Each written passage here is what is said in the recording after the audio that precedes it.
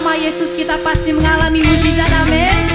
Sebab Dia Allah kita yang besar, Yesus Allah yang hidup. Mari kita puji Dia lebih lagi. Allah kita besar, Dia sungguh amat besar. Dia miliki kuasa besar, Dia besar. Segala sesuatu tercipta, tiada mustahil baginya. Ku miliki Allah yang besar, Dialah yang terbesar. Allah kita besar, Dia sungguh yang percaya, amin. Dia miliki kuasa besar, Dia besar. Segala sesuatu tercipta, tiada mustahil baginya. Ku miliki Allah yang besar, Dialah yang terbesar. Kita hidup dalam kasih-Nya yang besar. Kita hidup dalam kuasa-Nya yang besar. Marilah kita puji Dia, marilah kita sembah Dia. Oh haleluya, besarkan namanya. Allah kita besar, Dia sungguh amat besar, amin. Dia miliki kuasa besar, Dia besar. Segala sesuatu tercipta, tiada mustahil baginya. Ku miliki Allah yang besar, Dialah yang terbesar. Kita hidup dalam kasih-Nya yang besar. Kita hidup dalam kuasa-Nya yang besar. Marilah kita puji Dia, marilah kita sembah Dia. Oh haleluya, besarkan namanya. Kita hidup dalam kasih Tuhan yang besar. Kita hidup dalam kasih-Nya yang besar. Kami hidup dalam kuasa-Mu yang besar, Tuhan. Kita hidup dalam kuasa-Nya yang besar. Marilah kita puji Dia, marilah kita sembah Dia. Oh haleluya, besarkan nama. Kita besarkan nama Tuhan lebih lagi. Besarkan nama. Boleh angkat tanganmu sama-sama. Puji Tuhan kita. Kemurahan-Nya besar, tiada terkira. Aku tak dapat balas betapa besar kasih-Nya. Oh, besarkanlah namanya. Besarkan nama Tuhan, pujilah Dia. Kemurahan-Nya besar, tiada terkira. Aku tak dapat balas betapa besar kasih-Nya. Oh, besarkanlah namanya. Siap menari buat Tuhan. Tuhan yang ajaib, Tuhan yang kuasa, Tuhan yang menolong hidupku dan hidupmu, amin. Tuhan yang kuasa, Tuhan yang kuasa. Jiwaku diterus, bebaskan jiwamu memuji Tuhan. Katakan Tuhan yang ajaib, Tuhan yang ajaib. Mari gerak kiri kanan. Katakan Tuhan Kau ajaib. Tuhan yang menolong hidupku dan hidupmu. Tuhan yang ajaib, Tuhan yang kuasa. Jiwaku terus puji Tuhan kita yang hidup. Tuhan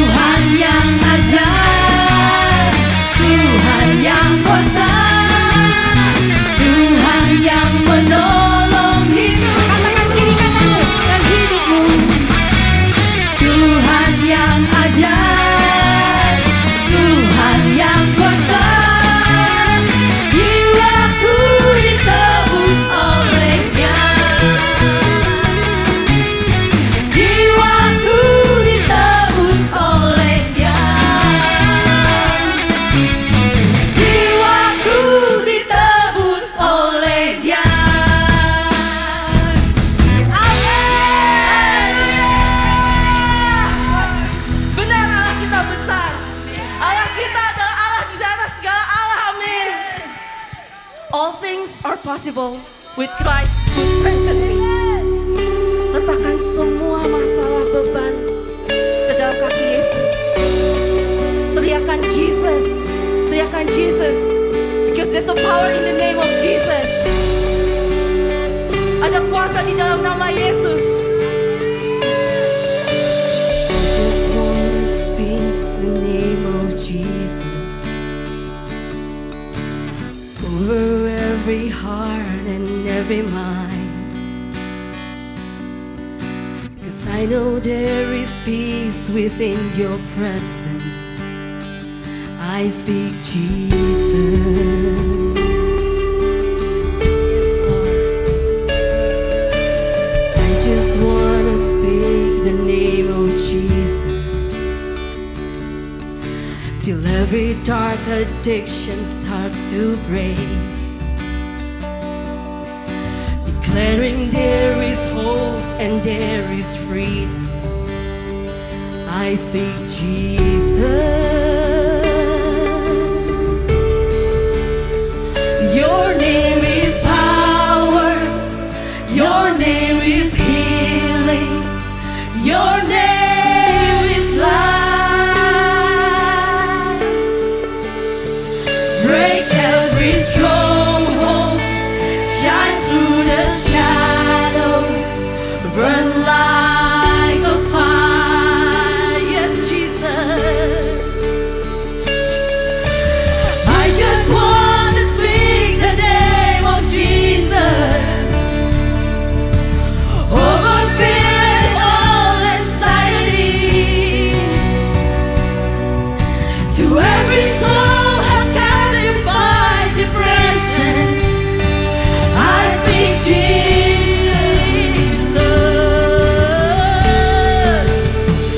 Your name is power.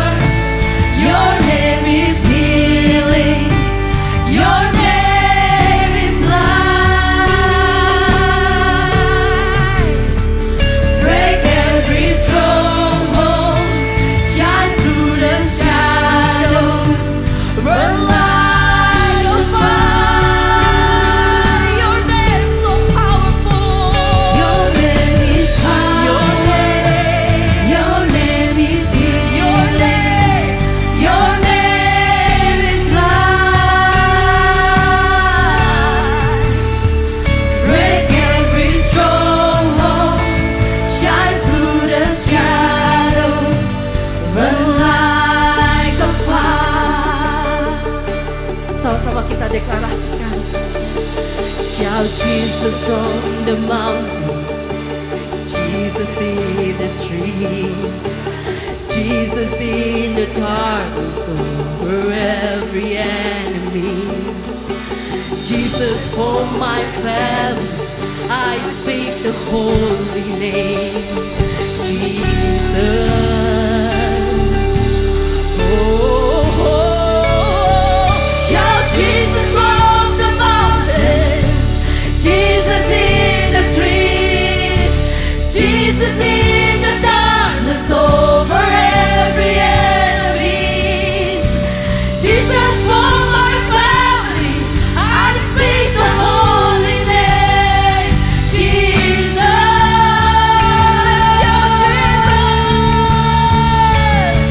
Shout Jesus.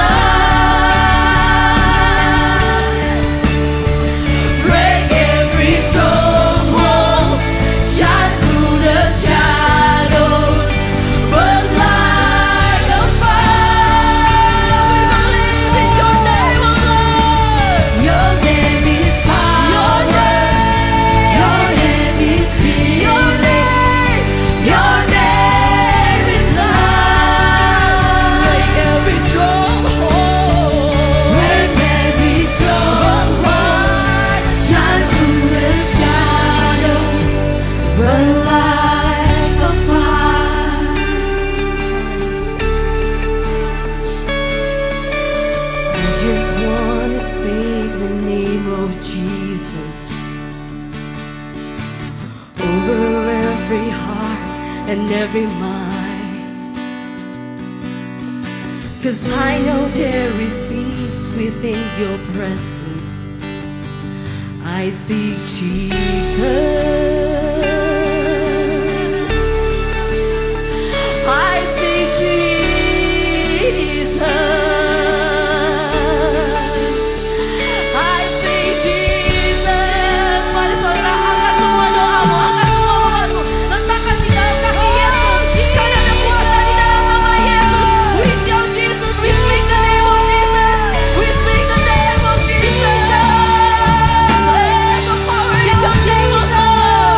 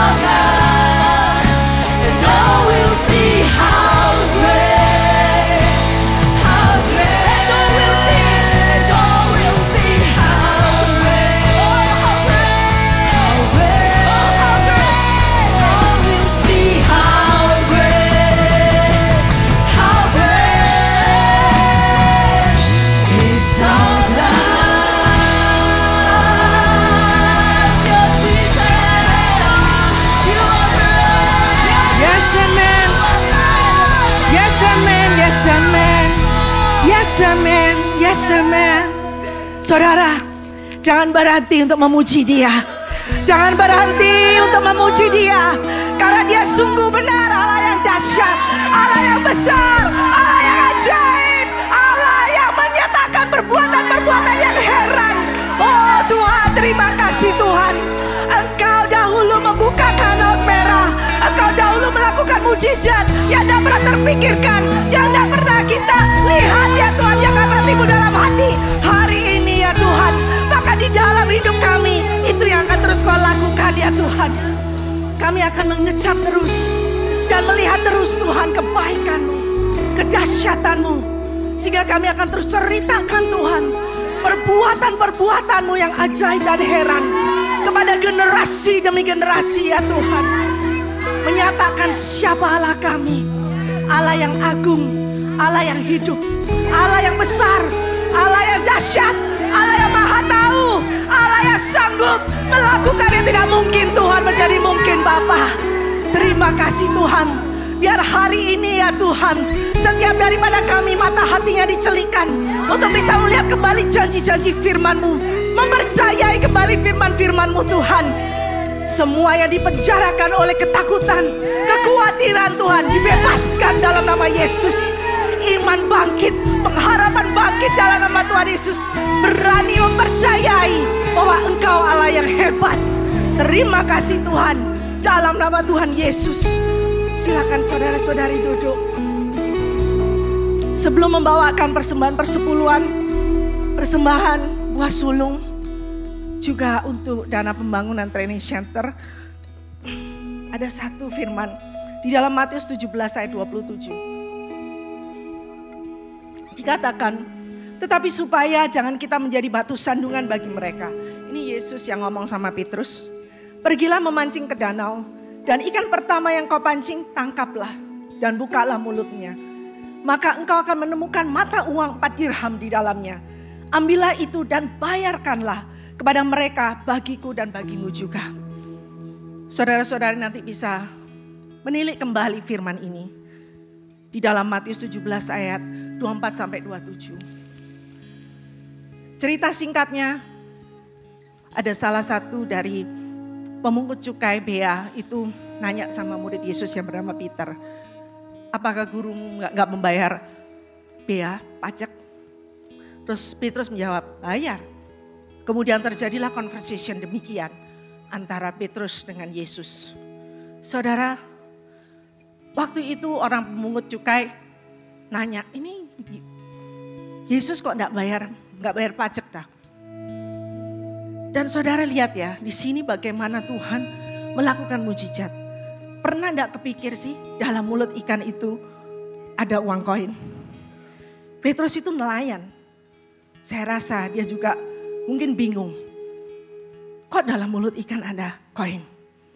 Apa yang di sini yang bisa kita pelajari dan yang bisa kita renungkan siapa Allah kita? Resources yang ajaib, yang heran, yang tidak pernah kepikirkan, yang tidak pernah timbul di hati, yang tidak pernah kita dengar. Tuhan akan nyatakan seperti Tuhan nyatakan saat itu. Dari mulut ikan, gimana keluar koin? Kalau saat ini di tengah-tengah inflasi ekonomi yang gak menentu, mungkin mulai ada yang bimbang di dalam perjalanan iman. Tuhan, kalau aku menabur di training center, mungkin aku dulu salah dengar kali ya Tuhan numbernya. Atau mulai goyah, Tuhan kayaknya gak cukup. Jangan, percayai firman ini. Resources yang unbelievable, yang gak pernah kepikirkan, Tuhan sedang lakukan di tengah-tengah umatnya yang percaya, yang mengasihi. Saat mungkin membawa persembahan persepuluhan, Tuhan gak cukup Tuhan. Jangan, pilih percaya bahwa Allahku sanggup mencukupi kebutuhanku lebih dari apa yang aku pikirkan dan doakan. Hal yang tidak mungkin. Koin di dalam mulut ikan bisa terjadi. Hal itu juga akan terjadi di hari-hari kita. Amin. Yang ajaib, yang heran. Belajar seperti Petrus. Waktu Tuhan Yesus bilang, ambil mancing ikan, ambil dari mulutnya ikan koin. Petrus itu nggak bilang, seriously dari mulut ikan? Dia nggak. Dia langsung pergi ke danau, mancing, buka mulutnya ikan, ambil koinnya, bayar. Kita yang mau belajar dari sikap Petrus. Tuhan bilang apa? Janji Tuhan apa? Bahwa kita anak-anak yang takut akan Tuhan, Tuhan akan sediakan provisi. Tidak pernah akan kekurangan. Yang tidak mungkin menjadi mungkin. Tuhan sanggup mencukupi. Percayai firman itu. Karena dengan mempercayai, kita akan melihat dan mengecap apa yang hendak Tuhan lakukan dalam kehidupan kita. Amin. Mari kita berdoa. Tuhan, terima kasih buat firman-Mu ini Tuhan. Kami mau mempercayai firman-Mu daripada mempercayai the lies. Semua yang diomongkan iblis dalam kehidupan kami tidak ada yang benar. Kami mempercayai Engkau Allah yang berjanji itu setia. Kami mempercayai Engkau Allah yang mencukupi kebutuhan kami. Lebih dari apa yang kami pikirkan dan doakan. Kami mempercayai anak-anak-Mu yang mengasihi Engkau akan mengecap dan melihat. Oh Tuhan, apa yang tidak pernah kami pikirkan, yang tidak pernah kami lihat, yang tidak pernah timbul dalam hati. Itu yang akan Kau nyatakan dalam hidup kami. Tuhan, kami mempercayai Engkau selalu beserta kami. Di dalam segala musim hidup kami, Kau tidak pernah tinggalkan kami. Terima kasih Tuhan, biar iman bangkit, kami semua membawa persembahan persepuluhan dengan sukacita, membawa persembahan buah sulung, juga untuk menabur benih di ladang subur, di training center, dengan sukacita, dengan iman dan percaya, bahwa sekali-kali saat aku memberi, aku tidak akan kekurangan. Thank you Lord, bahkan Engkau yang sudah menyediakan benih-benih untuk kami menabur. Thank you Jesus, haleluya, amen. Silakan saudara-saudari memberi. Di kotak persembahan yang sudah disediakan juga bisa memberi melalui online, teks, seal maupun chat.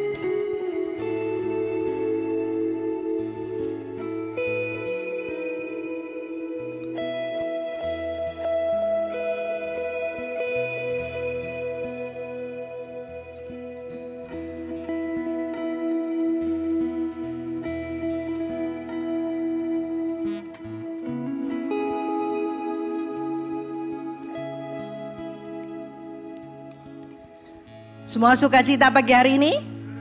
Amin. Liburan long weekend masih ada di rumah Tuhan. Luar biasa. Berikan tepuk tangan satu sama lain. Kamu luar biasa. Amin. Selamat pagi atas nama Senior Pastor Paul, juga Pastor Joyce Ten, dan seluruh tim pastoral menyambut semua saudara-saudari yang datang ke tempat ini pada pagi hari ini juga mengikuti kebaktian online. Selamat datang, selamat berbakti, tapi jangan buru-buru pulang. Karena hari ini anak-anak muda kita dari tim fundraisingnya Baltimore Compassion Commission, mereka ada fundraising enak sekali.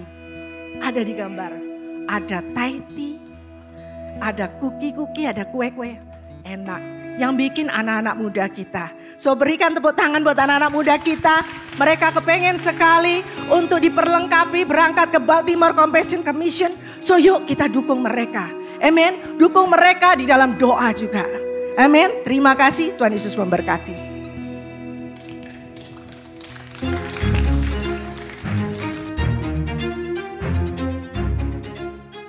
Hello City Blessing family, happy Memorial Day weekend to all of you. We want to take time and say thank you to the brave men and women who have made the ultimate sacrifice for our freedom. Now my name is Garrett and today we want to get right into our Sunday announcement.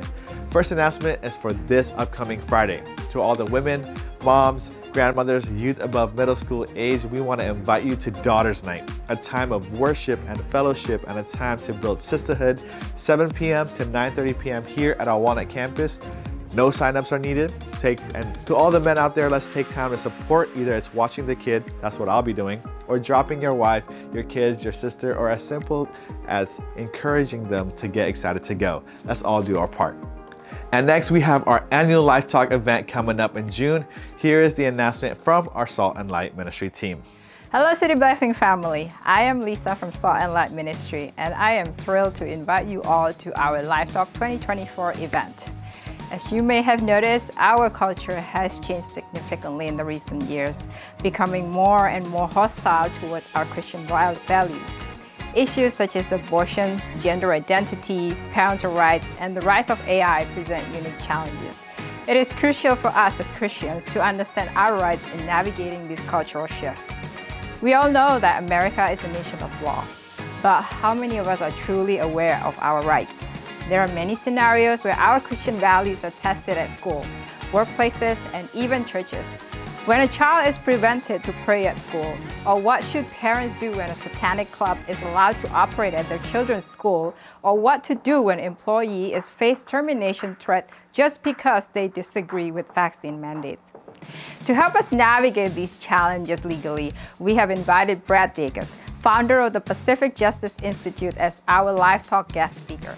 Pacific Justice is a law firm dedicated to defending the rights of individuals, families, and churches.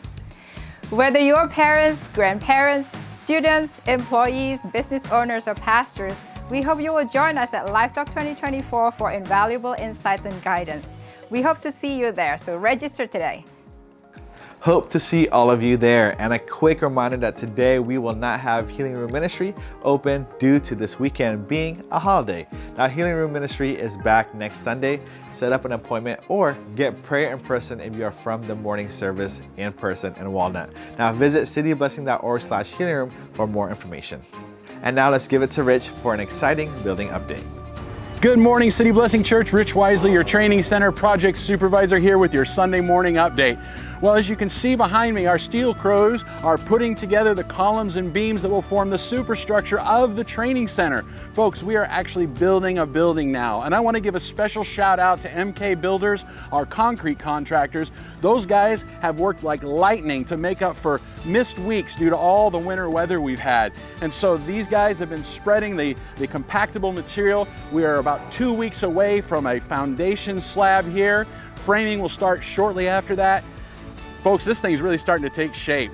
I'm so excited to report to you that in addition to the building construction, we have some utility work that's going to help us as we get into the really hot summer months. Southern California Edison is going to try and install a new transformer that will serve this site for years to come. And we're going to try and do that in July. Why am I telling you about something that's 2 months away? Well, here's why, and you're going to want to write this down. From Monday, June 10th until Friday, June 14th, the sanctuary will be closed. There will be no access up and down Miracle Hill because we've got to take part of the driveway out to get utility lines across the street. And while we're going to do it, we're going to pay a little love and attention to the existing sanctuary and upgrade the power panels in there so that when August rolls around, cross your fingers, church, we'll have more than enough power to keep all those air conditioners cranking for children's ministry and for you guys sitting in the pews. Folks, I want to thank you for praying each and every week. I want to remind you that as you come by to visit the church Monday through Friday, to be wary because there is always heavy equipment now on site rolling around. I almost got run down twice this week, so slow down, please. And remember, June 10 to June 14, nothing will happen here until 02, Friday night. That's still a go. Once again, folks, I do thank you for praying, and I want to share one Bible verse with you today because it's all about Jesus all the time. Psalm 127 verse 1 says, "Unless the Lord builds the house, those who build it labor in vain. Unless the Lord watches over the city, the watchman stays awake in vain." Folks, all the work that's going on here, none of it's done in vain. We know God's all over it. We know it's because of your prayers and your faithfulness. I want to thank you for the opportunity to serve you, and I will be in touch in 2 weeks. God bless. And last but not least, this year, after prayer and consideration, we are excited to announce that we will have Sela Youth Conference 2024. It's a one-night, one-day conference for middle schoolers and high schoolers coming up in August 2nd and August 3rd, Friday and Saturday. Now, more information is to come and registration is to come. For now, save the date. All right, church, thank you for your time. Let's get our hearts ready for the Word of God this morning.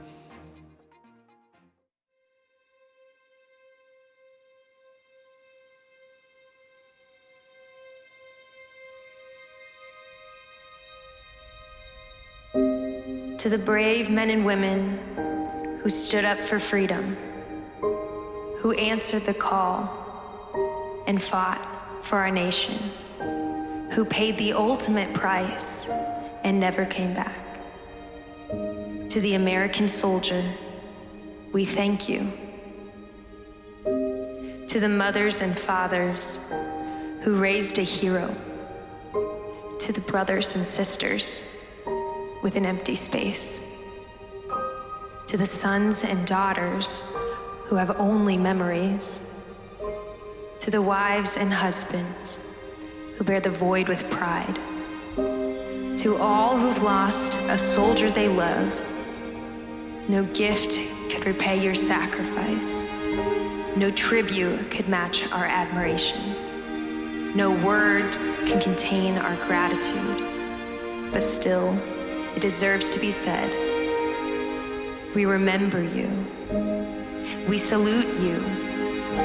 And we honor you today.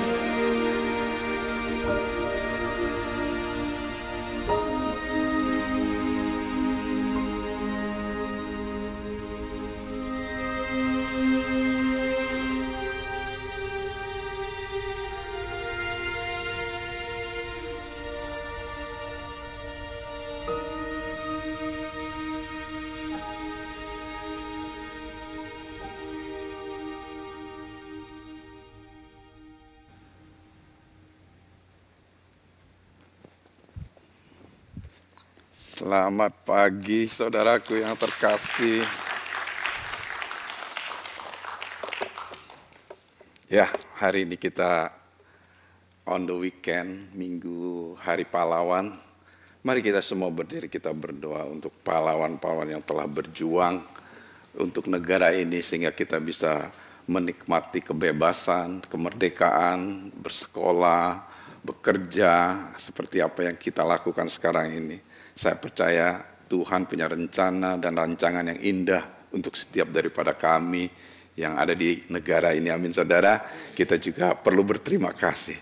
Mari kita tundukkan kepala. Bapa di surga yang penuh dengan kasih, kami datang di hadapan-Mu Tuhan dengan hati yang penuh rasa syukur dan mengenang pada Hari Pahlawan ini Tuhan. Kami menghormati pria dan wanita yang berani, yang telah mengorbankan hidup mereka dalam pelayanan kepada negara ini Tuhan. Kami berterima kasih kepada-Mu Tuhan atas keberanian, dedikasi dan komitmen tanpa pamrih mereka untuk melindungi kebebasan kami. Tuhan, kami memohon agar Engkau menghibur keluarga dan orang-orang terkasih yang berduka atas kehilangan mereka. Bimbinglah mereka dan berikan mereka hikmat dan keberanian saat mereka menjalankan tugas mereka. Berkatilah mereka dan keluarga mereka dengan kasih karunia dan penyertaan-Mu. Saat ini kami merenungkan kebebasan yang kami nikmati. Bantu kami Tuhan untuk tidak pernah menganggapnya remeh. Ingatkan kami akan biaya dari kebebasan tersebut dan inspirasikan kami untuk hidup layak atas pengorbanan yang telah dilakukan para pejuang-pejuang di negara yang kami tinggal ini. Tuhan, kami berdoa untuk bangsa kami ini.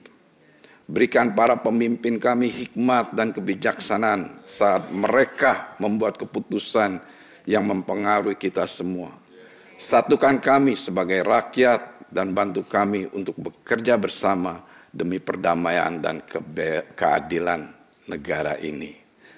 Terima kasih Bapa atas kasih dan kesetiaan-Mu. Di dalam nama Yesus semua yang percaya mengatakan amin. Silakan duduk saudara, puji Tuhan. Hari ini kita memasuki minggu terakhir di bulan Mei ini dengan fokus khotbah kita apa saudara? Mengenai apa saudara? Iman. Saya percaya saudara sudah mendengar 3 minggu berturut-turut mengenai iman. Hari minggu pertama Pastor Paul berkhotbah mengenai perjalanan iman. Di situ dikatakan bahwa Tuhan yang menginisiasikan iman kita. Amin saudara. Dan di minggu yang kedua tumbuhkan iman. Dan di situ kita belajar banyak mengenai bagaimana kita menumbuhkan iman. Dan minggu lalu, saya percaya minggu lalu saudara mendengar dari Pastor Dion mengenai iman juga saudara. Di situ dijelaskan lagi kenapa iman itu menjadi penting. Di situ yang saya dapat quote-quote-nya yang luar biasa ya saudara ya. Yang pertama adalah yang Pastor Paul mengatakan, circumstances doesn't make us or break us, but they reveal us. Keadaan tidak membuat kita atau menghancurkan kita, tetapi menyatakan siapa kita, bagaimana kita meresponi. Maka dari itu saya percaya kita telah diajar, dilengkapi selama 3 minggu ini supaya kita tetap berjalan dengan iman. Tidak berjalan dengan emosi, tidak berjalan dengan ketakutan, tidak berjalan dengan kekhawatiran, tapi kita berjalan dengan iman. Amin saudara. Di situ juga ada quote dari Cindy Jacob mengatakan demikian yang saya catat dan saya senang dan saya merenungi saudara. Keberanian bukanlah tidak adanya rasa takut. Jadi saudara kalau berani jangan nekat. Pasti ada rasa takutnya ya saudara ya. Iman, justru iman mengalahkan rasa takut. Keberanian bukanlah sebuah emosi saudara, bukan nekat, bukan mau seenaknya sendiri ya, tapi keyakinan mendalam bahwa Tuhan menyertai Anda. Keyakinan mendalam seperti apa yang kita pelajarin minggu lalu. Keyakinan mendalam itu adalah iman ya saudara ya. Pastor Dion menjelaskan mengenai iman ya. Mengenai iman itu berdasarkan studinya menurut bahasa aslinya yaitu bahasa Greek ya, bahasa Yunani, Greek. Di situ dikatakan assure, confident, convince, follow, have confidence. And then yang paling ditekankan oleh Pastor Dian ada persuade, memberikan satu keyakinan. Amin saudara, haleluya.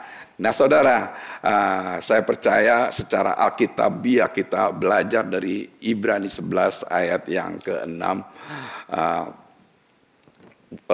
Di sini sebelum masuk itu saya mau memberikan judul khotbah saya ini melatih iman Anda. Artinya iman kita ini kita perlu praktiskan, kita perlu lakukan.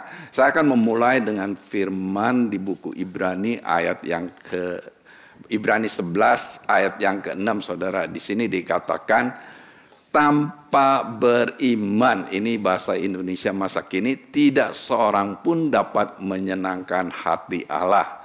Sebab orang yang datang kepada Allah harus percaya bahwa Allah ada dan bahwa Allah memberi balasan kepada orang yang mencarinya.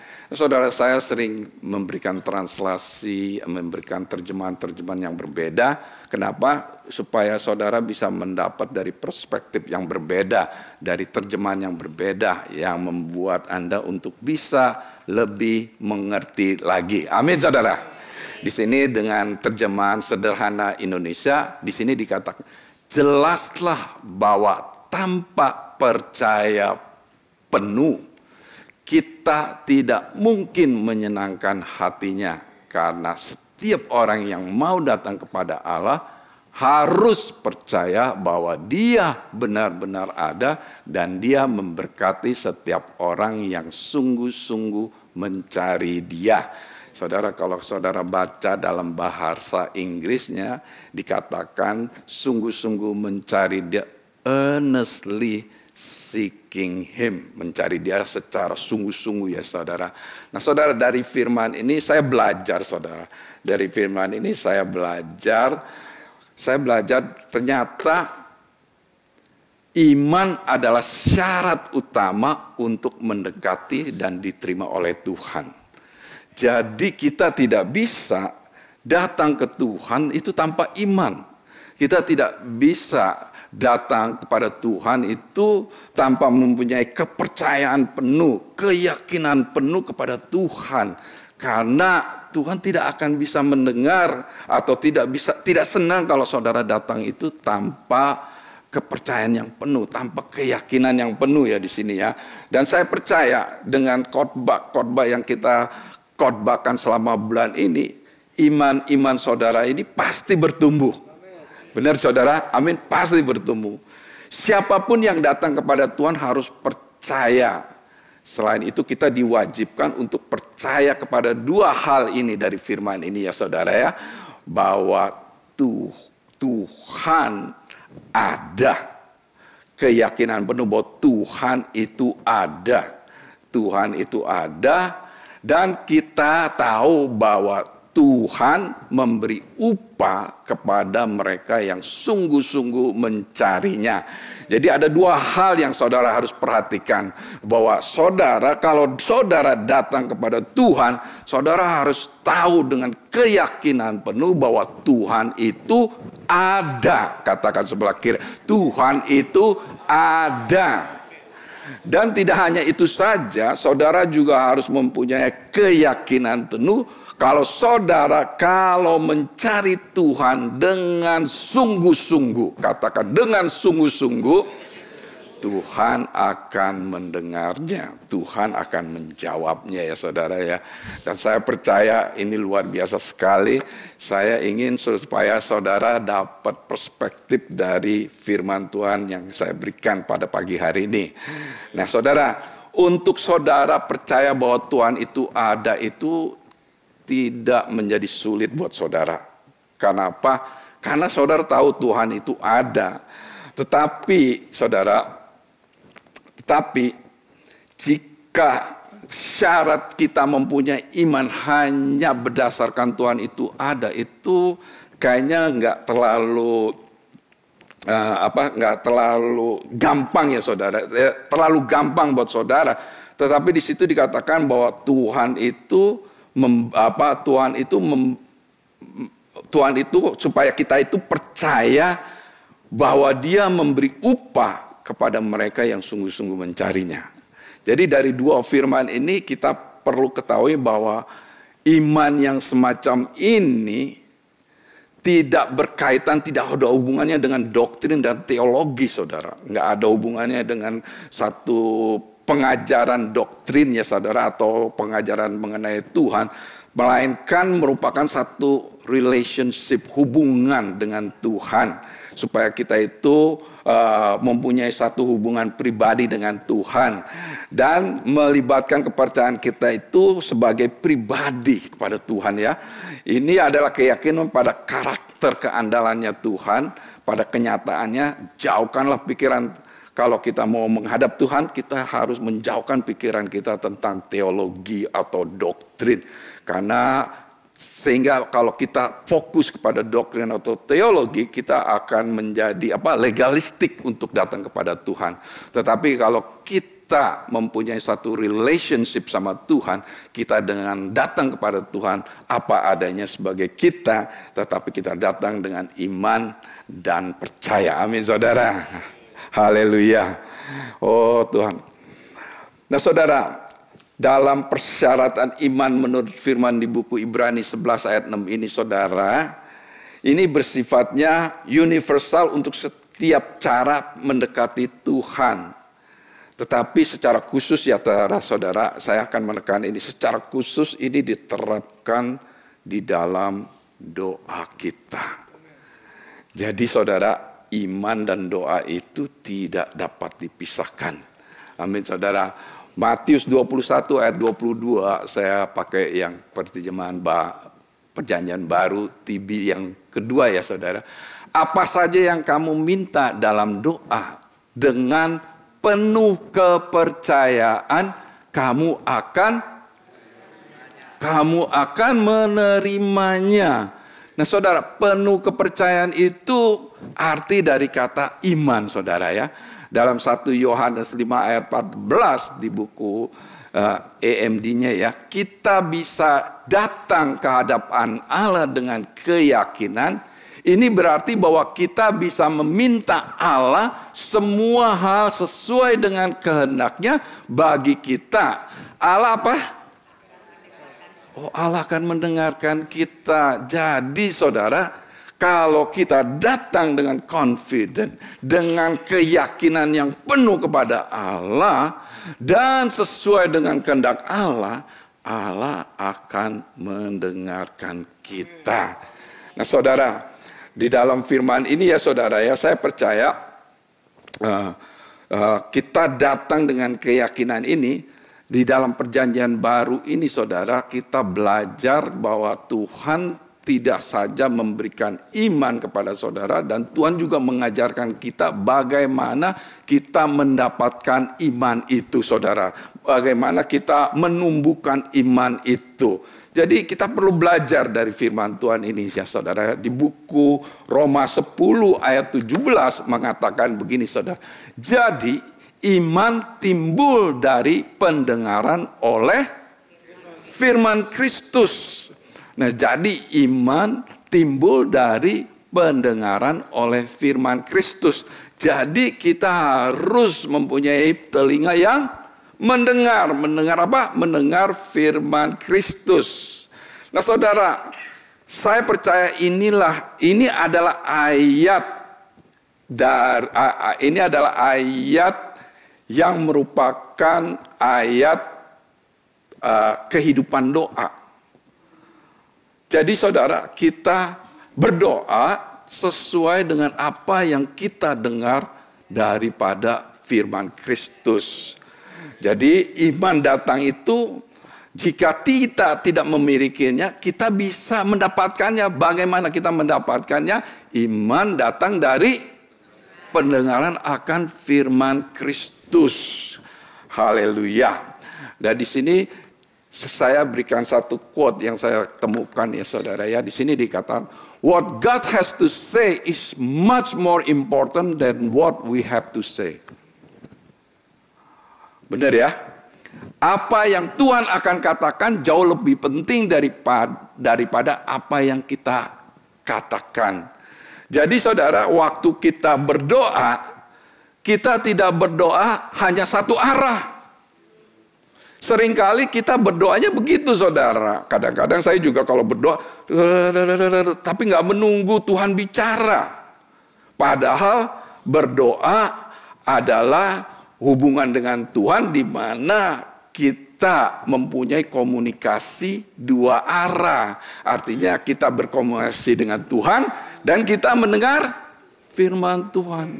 Nah saudara, kalau kita nggak mengerti konsep doa ini, makanya iman kita nggak bertumbuh saudara. Karena apa? Kita nggak mau mendengar apa yang Tuhan akan bicara kepada kita. Nah saudara, saya baca satu buku, dia menganjurkan begini saudara. Kalau kita mulai berdoa, kita harus membuka Alkitab di depan kita, firman Tuhan. Makanya saya baca bukunya nih saudara. Saya masih punya yang baru ini, buku Alkitab. Nah, buka Alkitab supaya apa? Waktu Tuhan bicara, saudara bisa langsung baca di dalam firman Tuhan ini. Sehingga apa? Waktu saudara baca firman ini, dan firman ini diberi pengertian oleh Roh Kudus sehingga firman itu menjadi rema, dan rema itu akan menjadi iman saudara untuk menjalani perjalanan hidup kita. Ingat, hidup kita iman itu adalah seperti perjalanan hidup. Minggu lalu Pastor Rian mengatakan dari iman ke iman, dari iman ke iman di dalam perjalanan hidup kita ya. Jadi saudara, penting kita ini harus mendengar perkataan Tuhan.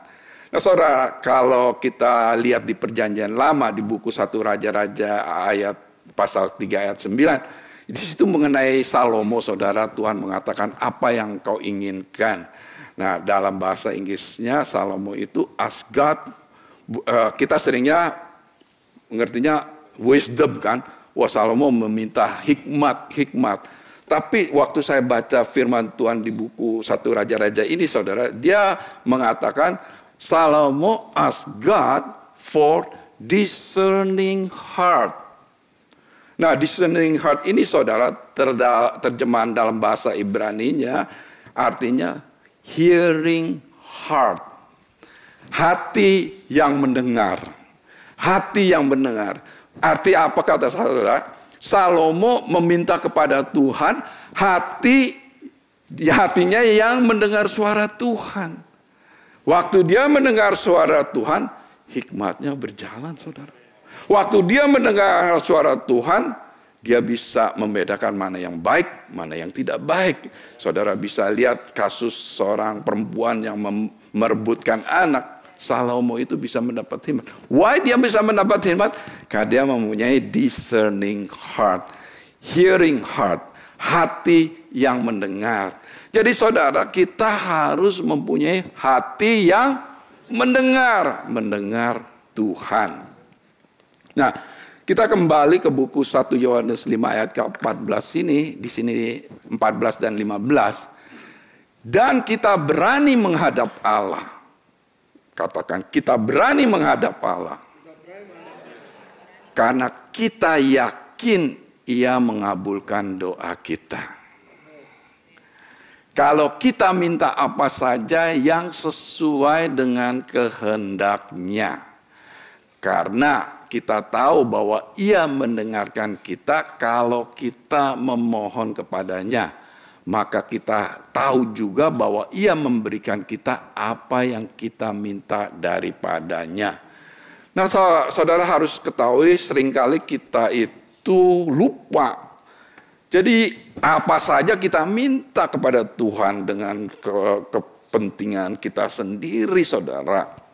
Minta apa, berkat apa segala macam. Enggak salah ya saudara minta ya. Tetapi saudara harus tahu apa kehendak Tuhan untuk saudara. Apa kehendak Tuhan supaya saudara diberkati. Apa kehendak Tuhan supaya saudara mengalami kuasa Tuhan. Apa kehendak Tuhan supaya saudara mengalami terobosan. Apa kehendak Tuhan supaya saudara bisa hidup di dalam iman. Karena saya percaya Tuhan mau memberkati saudara. No question about it. Tuhan mau menyembuhkan saudara. No question about it. Tuhan mau saudara mengalami terobosan. No question, teman. Tapi waktu saudara masuk di dalam hadirat Tuhan dan saudara mendengar apa kehendak Tuhan, makanya Tuhan mau saudara harus tahu apa kehendak Tuhan. Semua kehendak Tuhan itu adanya di dalam firman Tuhan. Makanya di dalam Alkitab ya, dalam bahasa Inggrisnya katanya Alkitab apa saudara? Bible. Bible itu singkatnya Basic Instruction Before Leaving Earth. Saudara, Basic Instruction Before Leaving Earth.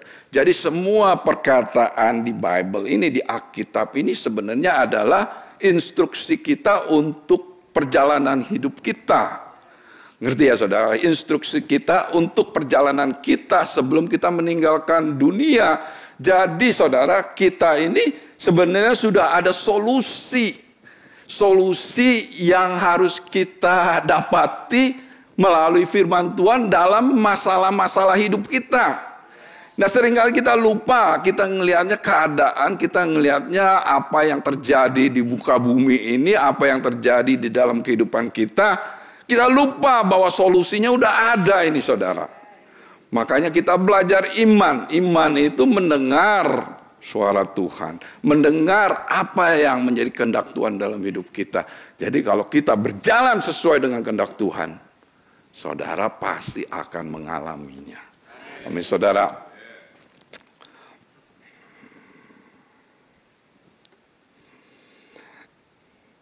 Saudara, di sini saya catat, dasar dari doa yang berhasil adalah mengetahui bahwa kita berdoa sesuai dengan kehendak Tuhan. Kehendak Tuhan terutama dinyatakan dalam Alkitab. Dengan demikian, ketika kita mendengar apa yang Tuhan katakan, kita tumbuh dalam iman bahwa permintaan kita akan dijawab. Jadi waktu kita menghadap Tuhan, kalau kita sudah mendengar, tahu kehendak Tuhan, waktu kita masuk di dalam hadirat Tuhan, kita menghadap Tuhan, kita tuh yakin already. Kita tuh yakin bahwa Tuhan akan menjawab doa kita. Karena apa? Karena Tuhan senang akan orang-orang yang datang dengan iman. Nah, saudara, di sini saya tulis faith, prayer, and the word come along together. Iman, doa, dan firman itu berjalan bersama-sama, saudara, bersama. Nggak bisa dipisahin saudara. Saudara nggak bisa berjalan dengan iman tanpa ada dasar dari firman Tuhan. Saudara nggak bisa berdoa tanpa ada iman dan firman Tuhan. Nah saudara harus datang dengan Tuhan, dengan iman, dengan doa, dan firman. 3 ini senjata yang saudara akan mengalami Tuhan. Amin saudara. Nah saudara, kita belajar ya, saya melihat tadi apa yang saya introduksikan ini, saya mau saudara melihat bahwa saudara ini punya akses kepada Bapa di surga. Saudara ini punya akses untuk masuk di dalam hadirat Tuhan. Tetapi yang menyenangkan hati Allah itu adalah saudara datang dengan iman. Iman. Jadi waktu saudara bicara kepada Tuhan, saudara tahu apa yang saudara akan dengar dari Tuhan. Amin saudara. Nah saudara, kita akan belajar karena saya percaya setiap apa yang Tuhan Yesus lakukan, Tuhan Yesus melakukan untuk memberikan contoh kepada kita. Makanya setiap perumpamaannya dia berikan kita itu untuk lebih bisa mengerti. Nah saudara, kita belajar dari apa yang ada di dalam Alkitab. Nah, saudara, minggu lalu ya saya lagi renungkan firman Tuhan, lagi bicara dengan Roh Kudus ini ya saudara. Saya mendapat satu pengertian begini saudara. Wisdom, understanding and knowledge gitu saudara. Saya bilang wisdom itu. Makanya ya, discerning heart itu kalau kita dekat dengan Tuhan itu, otomatis itu wisdom itu bisa datang kepada kita saudara. Kita bisa mempunyai wisdom gitu ya, karena Tuhan berikan kita wisdom gitu. Tetapi saudara, kalau saudara mau pengertian, saudara harus bergaul dengan Roh Kudus. Karena apa? Roh Kudus itu di buku Yohanes 14 ayat 26, dia adalah guru. Dia guru, dia yang mengajarkan segala sesuatu. Arti kata, dia ini mengajarkan kepada kita segala sesuatu supaya apa? Supaya kita itu mengerti. Supaya itu kita bisa mendapat pengertian yang lebih dalam. Kalau kita baca Alkitab tanpa guru kita, Roh Kudus, kita nggak akan bisa mengerti, saudara. Kita tidak akan bisa mengerti dan kita tidak akan bisa melakukan kehidupan kita sesuai dengan firman Tuhan. Makanya apa? Tuhan Yesus memberikan Roh Kudus kepada kita supaya Roh Kudus itu diam bersama-sama dengan kita. Dan setelah Roh Kudus diam bersama-sama dengan kita, dia akan menjadi guru kita dalam perjalanan hidup kita. Amin saudara. Dan waktu kita mengalami kesusahan, Roh Kudus akan memberikan pengertian kepada kita dan mengingatkan apa yang diajarkan Roh Kudus. Saudara baca di buku Yohanes 14:26. Jadi saudara, ya, kita tahu nih, setiap firman itu kita belajar diberi pengertian. Tetapi ada knowledge juga saudara, di situ dikatakan knowledge artinya pengetahuan. Nah kita kalau pengetahuan itu kita yang harus memberikan diri kita itu untuk belajar. Amin saudara, belajar. Mungkin saudara belajar. Saya belajar yang firman yang akan saya bagikan ini saya belajar. Saya baca dari Wikipedia-nya, saya belajar dari Concordance-nya, saya belajar dari komentar-komentarnya, orang-orang komentar yang historian itu mengatakan demikian. Jadi saya mau mengerti firman ini supaya ini akan menjadi berkat bagi saudara. Kenapa saya katakan ini? Saya mau mengajak saudara juga harus mengerti ini, 3 hal ini. Saudara hikmat, saudara harus bergaul dengan Tuhan setiap hari. Pengertian, saudara harus bergantung dengan Roh Kudus supaya saudara diberi pengertian yang lebih dalam. Knowledge, saudara nggak bisa diam aja. 2 hal ini saudara harus mencari knowledge, gain knowledge, imbukan pengetahuan saudara. Melalui apa? Mungkin belajar ya, belajar dari buku, belajar dari Alkitab punya Concordance, dictionary, pengertiannya semua itu supaya saudara itu mengerti. Ada background ceritanya, ada apa-apanya. Saudara ngerti, oh begini ya, oh gini. Oh, jadi saudara mengerti. Dan waktu saudara mengalami, saudara tahu bagaimana saudara harus lakukan. Amin saudara. Nah, mari kita mulai dengan apa yang saya pelajarin ya saudara ya. Ini saya percaya di minggu pertama Pastor Paul membahas firman ini. Tapi saya akan bahas dari perspektif yang lain yang saya pelajarin ya. Di firman ini mengenai wanita yang berpendaran 12 tahun. Nih, Markus 5 ayat 25-26. Di sini dikatakan, di antaranya ada pula seorang wanita yang telah 12 tahun sakit pendaran yang berhubungan dengan haidnya, menstruasinya ya. Semua kekayaan sudah habis dipakai untuk membayar dokter-dokter, tetapi tidak ada yang menyembuhkan. Malahan penyakitnya terus bertambah parah. Nah, di sini dikatakan perempuan ini telah berusaha dengan kekuatannya sendiri, saudara. Karena apa? Dia punya keuangan, dia punya harta ya, saudara, untuk supaya dia itu bisa sembuh. Kenapa? Dalam konteks ini pengharapan wanita itu kepada dokter, saudara. Nggak salah ya, karena Tuhan juga memberikan kepintaran kepada dokter. Tetapi apa yang dia usahakan itu bahkan sudah menghabiskan hartanya itu tidak semakin baik, saudara.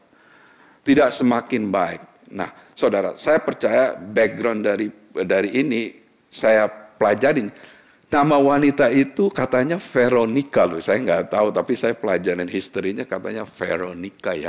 Nah, perempuan ini adalah orang yang pendarahan, berarti pada saat itu dia itu unclean.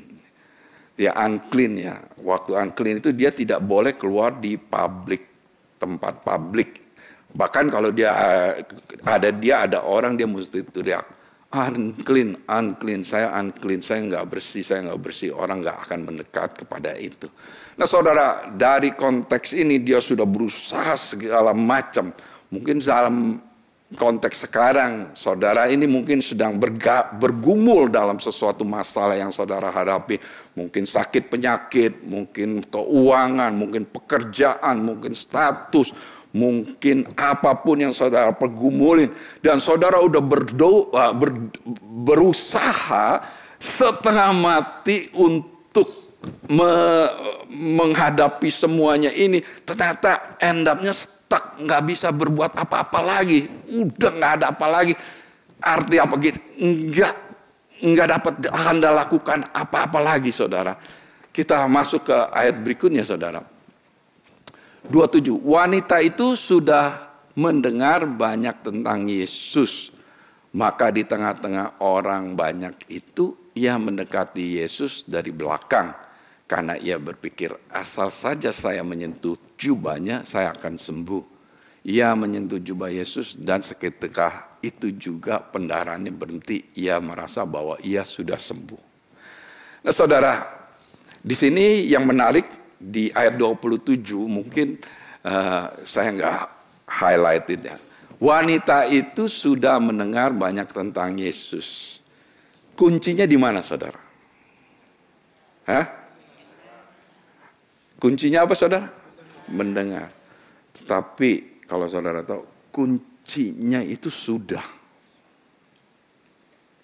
Kuncinya itu sudah mendengar. Arti kata dia dengan hati yang mendengar, dia mendengar Yesus. Apa yang Tuhan Yesus lakukan, apa yang Yesus kerjakan. Karena kalau saudara baca di buku Injil 4, Tuhan Yesus selalu melakukan menyembuhkan orang sakit, mengusir setan-setan, membangkitkan orang mati. 3 hal yang didengar itu, menyembuhkan orang sakit, mengusir setan-setan, dan membangkitkan orang mati. Nah, kuncinya apa? Sudah. Kalau dia sudah mendengar, artinya apa? Iman timbul, iman tumbuh, iman mengambil alih. Nah, wanita itu mempunyai iman karena apa? Sudah mendengar. Nah, saudara, saya percaya saudara semua sudah mendengar. Sudah mendengar, masalahnya ia mendekati Yesus. Kalau kita cuma mendengar aja, sudah mendengar, nggak ada tindakan. Katakan nggak ada tindakan, nggak akan ngalamin. Iman tanpa perbuatan sia-sia. Iman dengan perbuatan tidak akan sia-sia. Wanita itu mendekati Yesus. Bayangin ya.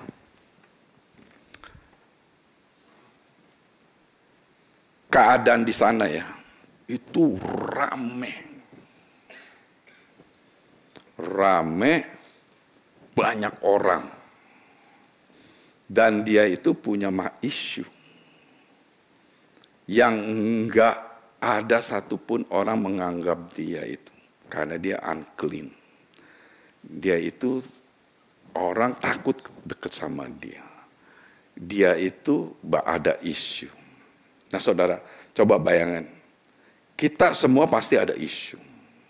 Kita ada masalah. Mungkin semua daripada kita itu pasti ada sesuatu. Nah, setelah mendengar itu, dia mendekati Yesus dengan satu kunci kepercayaan penuh. Asal saja saya menyentuh jubahnya, saya akan sembuh. Ingat, jubah Yesus, Pastor Paul khotbah itu adalah tirai yang memisahkan antara ruangan kudus, ruangan maha kudus. Yang waktu disentuh kekudusan Tuhan, membersihkan, menguduskan wanita itu waktu dia berjalan. Nah saudara, mungkin ya saudara ya, kedagingannya juga mungkin mikir saudara. Mungkin mikir begini. Mungkin dia mikir, wah orang itu banyak sekali, gimana saya mendekati Tuhan Yesus? Apakah saya malu untuk mendekati kepada Tuhan Yesus? Karena saya orang tidak bersih, unclean. Apakah saya bisa sembuh menyambutnya? Tapi iman dia tidak goyak. Perasaan dia tidak menentukan iman dia, saudara. Tetapi keyakinan dia kepada Kristus menentukan iman dia. Jadi dia berjalan, saudara. Dia tuh nggak berjalan. Dia dalam konteks itu dia menjama ujung jubah Tuhan Yesus. Kalau berdiri nggak mungkin menjama ujung jubah Tuhan Yesus. Kalau berdiri nggak mungkin dia bisa terobosin karena orang-orang akan melihat. Berarti apa saudara? Dia merangkak, dia berjalan merangkak. Mungkin ditendang, mungkin diludahi, mungkin ngomongin apa segala macam, dia tetap jalan. Yang dia pikir, asal saja saya menjabah jubah Kristus, saya pasti sembuh. Dan pada saat dia menyentuh jubah Yesus, dan sekitar itu juga pendarahannya berhenti. Ia merasa bahwa ia sudah sembuh. Begitu berhenti dia merasa sudah sembuh, saudara. Karena memang berhenti, saudara. Berhenti, dia merasa sudah sembuh. Tetapi ada cerita lagi, saudara, di dalam ayat yang berikutnya. Pada saat itu juga, Yesus merasa bahwa ada kekuatan yang keluar dari dirinya. Maka ia menoleh kepada orang banyak dan bertanya, siapakah yang menyentuh jubahku?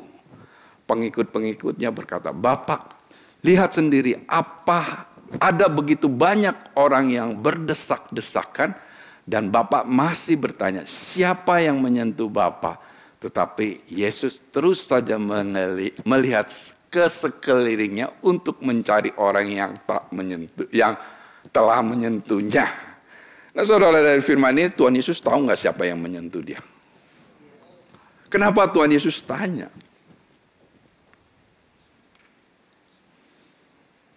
Kenapa Tuhan Yesus tanya kepada kepada orang banyak itu? Karena apa toh? Tuhan Yesus mau menunjukkan kalau Anda datang dengan iman, Tuhan senang dan Tuhan akan melakukan apa yang menjadi kebutuhan saudara. Di situ orang-orang itu banyak. Di ayat yang ke-33 ya, di sini dikatakan. Wanita itu yang tahu apa yang telah terjadi dengan dirinya, dengan gemetar dan ketakutan sujud di hadapan Yesus dan mengakui semuanya.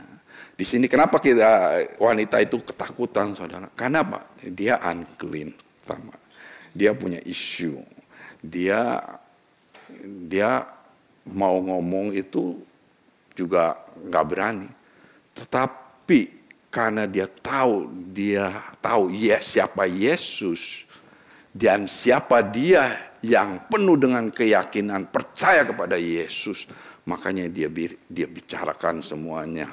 Saya merangkak karena saya punya satu pikiran di dalam mindset saya, asal saya menjamah jubah Kristus, jubahmu Tuhan, saya pasti sembuh. Saya pasti sembuh.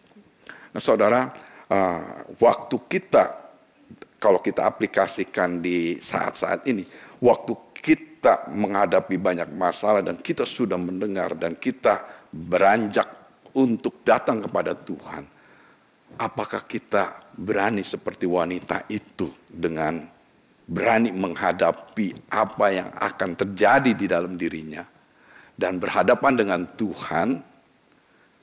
Dan waktu dia mengalami mujizat Tuhan, waktu dia mengalami kuasa Tuhan, apakah kita berani bersaksi mengenai Tuhan?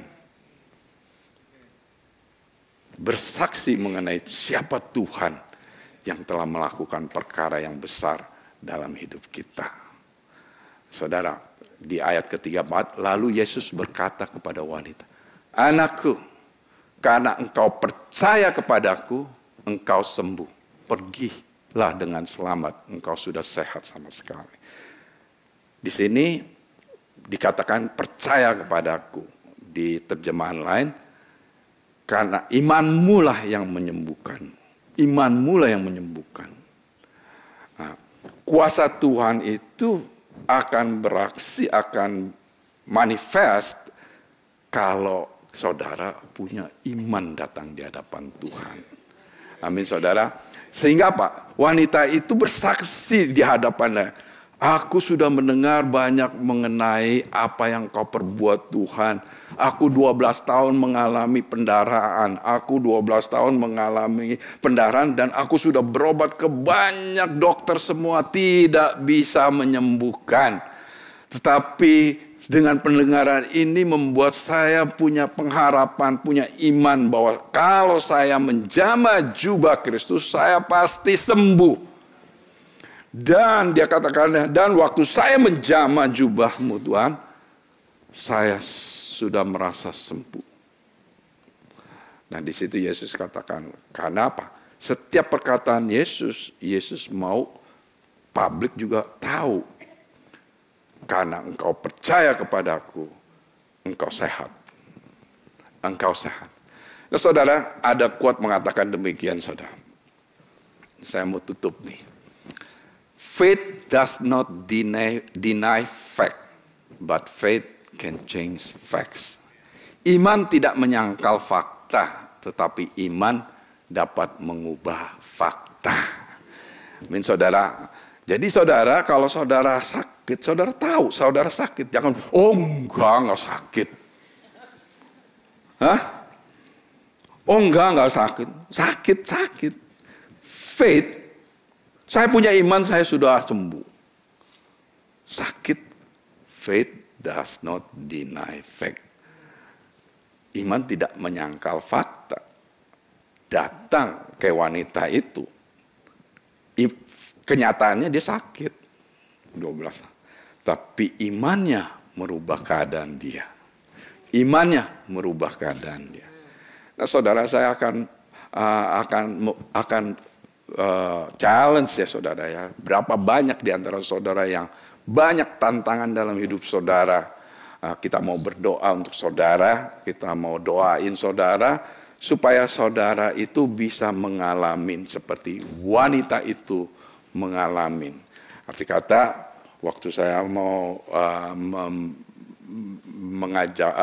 membuat altar call, saudara ada problem, ada masalah apapun, sakit, problem, saudara bisa datang. Karena saya percaya, iman yang kita dengar, iman yang kita sudah dengar selama 3 minggu dan saat ini jadi 4 minggu, saudara harus berani melangkah.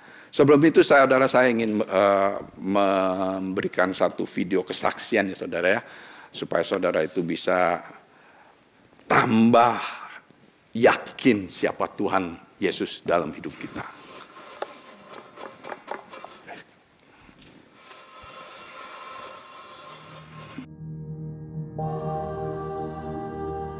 Shalom, nama saya Dewi Sunarto. Saya salah satu zone pastor di City Blessing. Saya mau bersaksi bagaimana Tuhan Yesus bekerja di dalam kehidupan saya. Di awal tahun 2023, saya merasakan ada kelainan di sekitar mulut saya di bagian gusi. Sepertinya ada benjolan-benjolan kecil yang sangat mengganggu, terutama pada saat saya makan makanan yang panas. Rasanya perih dan sakit sekali. Saat itu yang saya dapat lakukan hanya berdoa untuk kesembuhan ini. Karena saya percaya firman Tuhan di Yeremia 33 ayat 6. Sesungguhnya aku akan mendatangkan kepada mereka kesehatan dan kesembuhan. Dan aku akan menyembuhkan mereka dan akan menyingkapkan kepada mereka kesejahteraan dan keamanan yang berlimpah-limpah. Saya pergi ke dokter gigi untuk berkonsultasi dan dokter menganjurkan saya untuk minum obat dan kumur air garam. Tetapi benjolan itu masih ada. Awalnya saya sudah punya rencana untuk implan gigi di bulan Agustus. Kalau benjolan itu belum sembuh, dokter tidak mau mengerjakannya. Saya harus menunggu sampai sembuh total. Di awal Agustus, pada hari Minggu saya melayani di Music Ministry sebagai singer.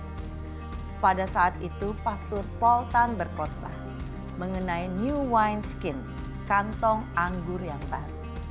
Di akhir khotbah dari Pastor Paul sebagai penutup pada saat penyembahan, Roh Kudus berbicara kepada Pastor Paul bahwa ada seseorang yang sedang mengalami sakit di mulut dan ada benjolan di dalam mulutnya. Pada saat itu saya meresponi dan minta didoakan oleh Pastor Paul. Walaupun pada saat itu benjolan masih ada, tetapi dengan iman saya percaya saya sudah disembuhkan. Beberapa hari kemudian saya merasakan benjolan-benjolan yang ada di gusi saya sudah hilang. Puji Tuhan Yesus menjawab doa yang dipanjatkan sehingga saya mengalami kesembuhan total. Pada minggu kedua di bulan Agustus saya ke dokter. Dokternya bilang saya sudah sembuh total sampai ke akar-akarnya. Dan 8 bulan kemudian saya kembali ke dokter untuk di X-ray dan dia bilang tulang rahang saya dan gusi saya sehat sekali. Terima kasih Tuhan Yesus, kuasa-Mu besar. Saya berharap kesaksian ini menjadi berkat bagi saudara dan saudari yang menyaksikan. Tuhan Yesus memberkati. Amin.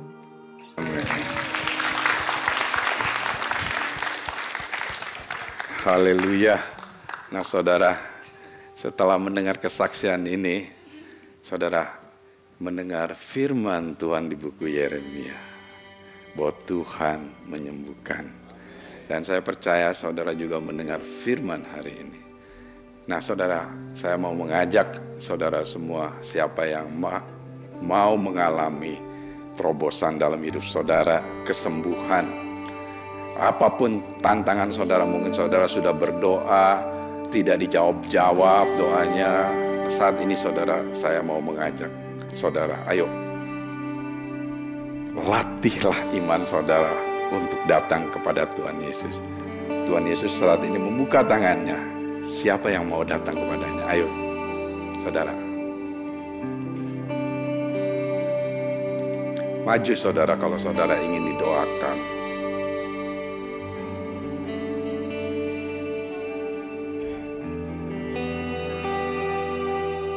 Ayo, jangan malu-malu saudara.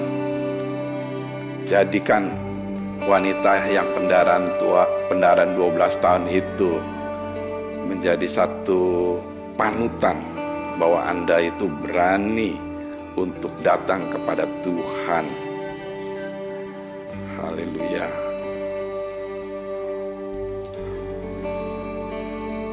Ayo. Ya, saya minta tim the pastor, Pastor Paul, Pastor Joyce dan juga ministry team untuk mendoakan. Saya percaya hari ini Tuhan akan membuktikan, menyatakan perbuatannya yang ajaib kepada semua daripada kita. supaya kita mengalami apa yang saudara gumulkan, apa yang saudara takutkan, penyakit apapun yang saudara hadapi. Saudara yakin saudara akan sembuh, saudara yakin saudara akan mengalami terobosan, saudara yakin doa saudara akan dijawab. Amin.